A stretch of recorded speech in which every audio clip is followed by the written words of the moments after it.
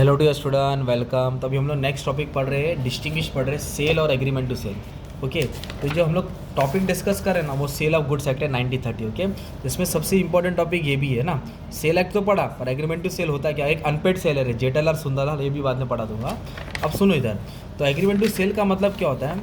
एक होता है एग्रीमेंट फॉर सेल, एक एग्रीमेंट टू सेल। एक गलत दे दिया भाई लोग ने, ये सेल है, ये क्या है? सेल। और ये एग्रीमेंट टू सेल। सेल मतलब तुरंत बेचना, ऑन द स्पॉट। बच्चे को चॉकलेट दिया, पैसा दिया, चॉकलेट खरीदा, तो तुरंत सेल हुआ। एग्रीमेंट टू सेल अभी तक प्रॉमिस हो रहा है, अभी तय हो रहा है, अभी कॉन्ट्रैक्ट बन रहा है। सेल फ्यूचर में होगा, सेल कभी होगा?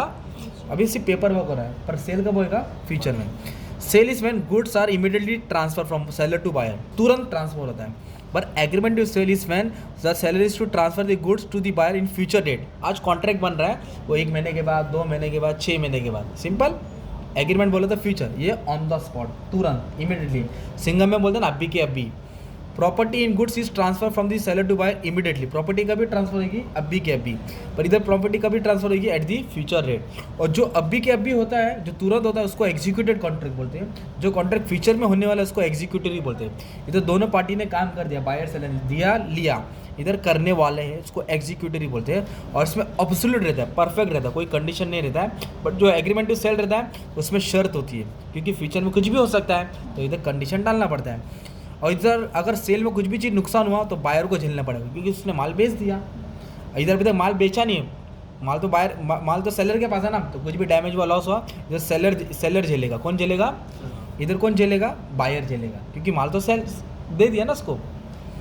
और seller has the right to sue for the buyer to breach of contract. अगर सेलर को पैसा नहीं मिला, तो सेलर बायर के ऊपर सू करेगा। स्यू बोले तो केस करेगा।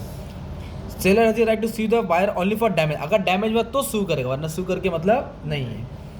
The seller can not resale the goods. एक बार माल बेच दिया तो वापस रीसेल कर सकता नहीं, पर इधर रीसेल कर सकता है, क्योंकि ए ने किसको प्रॉमिस किया? बी को माल बेचने के लिए। अब बी है ही नहीं, फ़ोन नहीं उठा रहा है, मर गया, गुम हो गया, तो ये क्या करेगा? सी को माल बेचेगा ना, क्योंकि बी का कोई रिप्लाई आया नहीं ना यार।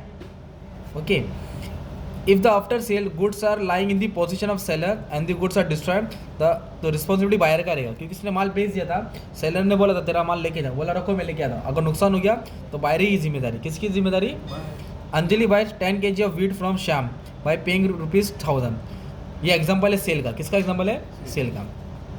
If the goods are in position of the buyer and the loss occur due to any damage, इधर रिस्पॉन्सिबिलिटी सेलर झेलेगा, क्योंकि अभी तक कॉन्ट्रैक्ट पूरा हुआ नहीं था।